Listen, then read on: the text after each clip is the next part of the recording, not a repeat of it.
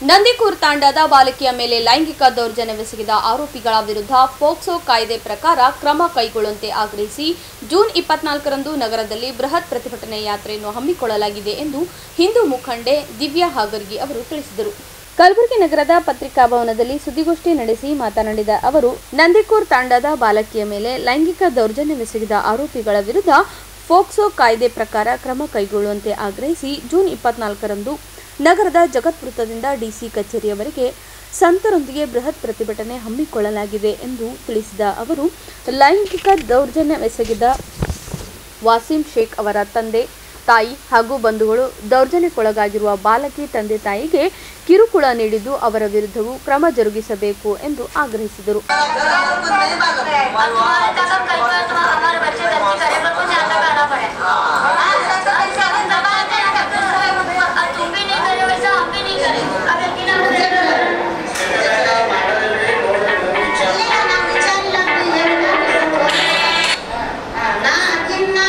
ಕಲಬುರಗಿಯಲ್ಲಿ ಎಲ್ಲ ಸಕಲ ಹಿಂದೂ ಸಮಾಜ ಹಾಗೂ ಸ್ವಾಮೀಜಿಯವರ ಒಂದು ಸಲಹೆ ಮೇರೆಗೆ ಎಲ್ಲ ಸಂಘಟನೆಗಳು ಮತ್ತು ಹಿಂದೂ ಸಮಾಜ ಮತ್ತು ಎಲ್ಲ ಸಮಾಜದ ಹಿರಿಯರೊಂದಿಗೆ ತಾವೆಲ್ಲ ನೋಡ್ತಾ ಇದ್ದೀರಿ. ಕಲಬುರಗಿಯಲ್ಲಿ ಹೆಚ್ಚಾಗಿ ಸಣ್ಣ ಸಣ್ಣ ಮಕ್ಕಳ ಮೇಲೆ ಲೈಂಗಿಕ ದೌರ್ಜನ್ಯಗಳು ಆಗ್ತಾ ಇರೋದು.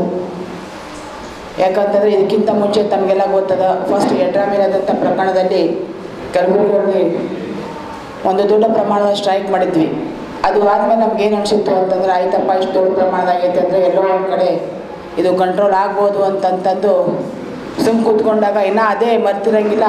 ಅಂಥ ಸಂದರ್ಭದೊಳಗೆ ಮತ್ತೊಂದು ಜೇವರ್ಗಿಯೊಳಗೆ ಮಹಾಲಕ್ಷ್ಮಿ ಮೇಲೂ ಕೂಡ ಅದೇ ಪ್ರಕರಣ ಆಯಿತು. ಆ ಪ್ರಕರಣಕ್ಕೂ ವಿಷಯ ಸಂಬಂಧಪಟ್ಟಂಗೆ ಜೇವರ್ಗಿ ಬಂದ್ ಮಾಡೋದ್ರ ಮುಖಾಂತರ ಕಲಬುರಗಿಯಲ್ಲಿ ಮತ್ತು ಎಲ್ಲ ತಾಲೂಕುಗಳಲ್ಲಿನೂ ನಾವು ಪ್ರತಿಭಟನೆಯನ್ನು ಮಾಡಿದ್ರೂ ಕೂಡ ಮತ್ತು ನಂದಿಕೂರ್ ತಾಂಡಾದಲ್ಲಿ ಮತ್ತೊಂದು ಪ್ರಕರಣ ಆಗ್ತೈತಿ.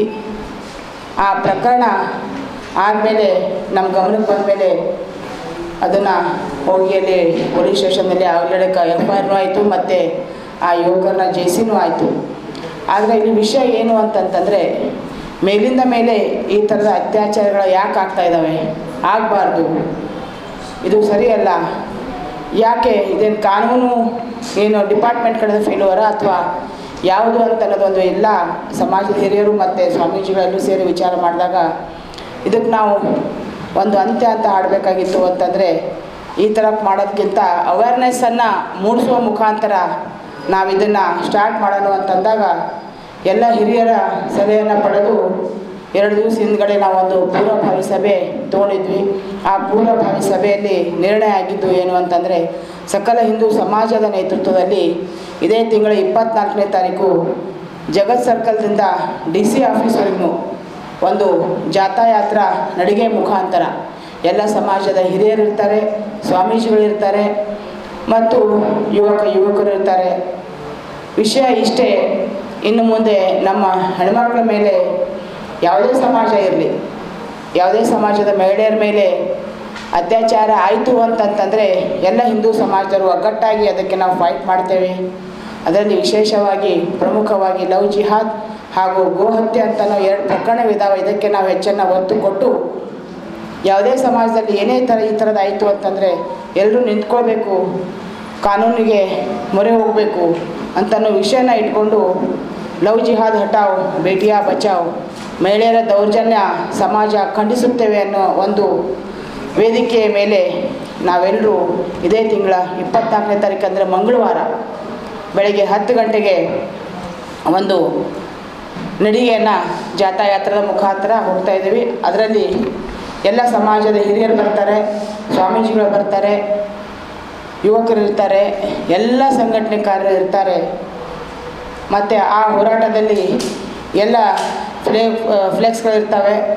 ಯಾವುದೇ ರೀತಿಯಾಗಿ ಅಸಂವಿಧಾನಿಕ ಭಾಷೆಗಳನ್ನು ಬಳಸದೇ ಶಾಂತಿಯುತವಾಗಿ ಅದೊಂದು ಜಾತ್ರಾ ನಡಿಗೆಯನ್ನು ನಾವು DC ಆಫೀಸನ್ನು ತೊಗೊಂಡೋಗಿ ಅಲ್ಲಿ ಒಂದು ವೇದಿಕೆಯ ಮುಖಾಂತರ ಸ್ವಾಮೀಜಿಗಳಿಗೆ ಮಾತನಾಡಲಿಕ್ಕೆ ಅವಕಾಶ ಇರುತ್ತೆ ಅನ್ನೋ ಒಂದು ವಿಷಯವನ್ನು ಇವತ್ತಿನ ದಿವಸ ನಾವು ಒಂದು ಪ್ರೆಸ್ ಮೀಟ್ ಮಾಡಿ ತಮ್ಮ ಮುಖಾಂತರ ಕಲಬುರಗಿಯ ಎಲ್ಲರಿಗೂ ತಿಳಿಸಲು ಇಚ್ಛಿಸಿದ್ದು ಇವತ್ತಿನ ದಿವಸ ನಾವು ಈ ಪ್ರೆಸ್ ಮೀಟನ್ನು ಮಾಡ್ತಾಯಿದ್ದೀವಿ. ನಾವು ಈ ಯಾವ ಇದರಲ್ಲಿದ್ದೀವಿ ಅನ್ನೋದೇ ನಮ್ಗೆ ಯಾರಿಗೆ ಅನಿಸ್ತಾ ಇಲ್ಲ. ಯಾಕಂದರೆ ಈಗ ನೋಡ್ರಿ, ಎಲ್ಲಿ ನೋಡಿದಲ್ಲಿ ಕಾನೂನು ಇದರಲ್ಲೇ ಇಲ್ಲ. ಯಾರಾದರೂ ಪೊಲೀಸ್ ಕಂಪ್ಲೇಂಟ್ ಕೊಟ್ಟರೆ ಅವ್ರ ಮೇಲೆ ಅವರಿಗೆ FIR ಹಾಕಿ ಅವರಿಗೆ ಇದು ಮಾಡೋಂಥ ತೊಂದರೆ ಕೊಡ್ತಾ ಇದ್ದಾರೆ. ಆದ್ದರಿಂದ ಇದು ಯಾರು ಕುಮ್ಮತ್ತಲಿಂದ ನಡೀತಾ ಇದೆಯೋ ಏನು ಅನ್ನೋದು ನಮಗೆ ಬೇಕು. ಯಾಕಂದರೆ ಮೇಲಿನ ಮೇಲೆ ನೀವು ನೋಡ್ತಾ ಇದ್ದೀರಿ. ಇವಾಗ ನಮ್ಮ ದಿವ್ಯಾ ಹಗರ್ಗಿ ಅವರು ನಿಮಗೆ ವಿವರವಾಗಿ ಹೇಳಿದ್ದಾರೆ. ಈ ಥರದ್ದು ಒಂದೇ ನಮ್ಮ ಗುಲ್ಬರ್ಗಾದ ಜಿಲ್ಲಾದಲ್ಲೇ ಅಂತಲ್ಲ, ಎಲ್ಲ ಕಡೆ ನಡೀತಾ ಇದೆ. ನೀವು ನೋಡಿ, ಉಡುಪಿ ನೋಡಿ, ಮಂಗಳೂರು ನೋಡಿ, ಅಲ್ಲೆಲ್ಲ ದೊಡ್ಡ ಎಲ್ಲ ಇಂಥ ವಿಚಾರಗಳೇ ಮಾಡ್ತಾ ಇದ್ದಾರೆ. ಆದ್ದರಿಂದ ನಾವು ಎಲ್ಲ ನಿಮ್ಮ ಪತ್ರಿಕಾ ಮಾಧ್ಯಮದ ಮುಖಾಮುಖ, ಯಾಕಂದರೆ ಇದ್ರ ಬಗ್ಗೆ ನಾನು ಮತ್ತೆ ಜಾಸ್ತಿ ಹೇಳಿಕೆ ಹೋಗೋದಿಲ್ಲ. ಪತ್ರಿಕಾ ಮುಖ್ಯವಾಗಿ ನಾವು ಎಲ್ಲ ಸಮಾಜದವರು ಸೇರಿ ಇದನ್ನು ನಾವು ಒಂದು ಕಡೆಗೆ ಏನಾರ ಇದಕ್ಕೆ ಅಂತ್ಯ ಕಾಣಿಸ್ಬೇಕು. ಮತ್ತು ಪೊಲೀಸ್ನವರಿಗೆ ನಾವು ಮನವಿ ಮಾಡ್ತೀವಿ, ಇಂಥದ್ದು ಬಂದ ಕೂಡಲೇ ಅವರು ಇಮಿಡಿಯೇಟಾಗಿ FIR ಮಾಡಬೇಕು. FIR ತಗೊಂಡು ಹೊಡೆದ್ರೆ FIR ಮಾಡೋದಿಲ್ಲ ಅವ್ರು ಪೊಲೀಸ್ನವರು.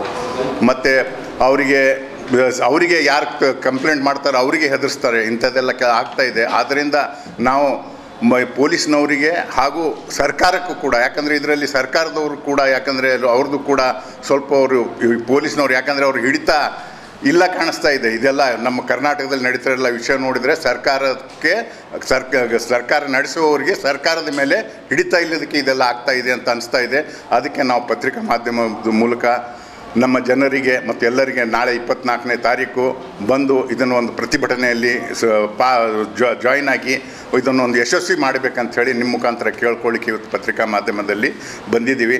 ಅದಕ್ಕೆ ನಾವು ನಿಮ್ಮೆಲ್ಲ ಬಂದಿಗೆ ಧನ್ಯವಾದಗಳನ್ನು ಹೇಳಿ ನನಗೆ 2 ಮಾತುಗಳನ್ನು ಮುಗಿಸ್ತೇನೆ. ಧನ್ಯವಾದ. ಸುದ್ದಿಗೋಷ್ಠಿಯಲ್ಲಿ ಮುಖಂಡರಾದ ರಾಮಚಂದ್ರ ಜಾಧವ್ ಉಪಸ್ಥಿತರಿದ್ದರು.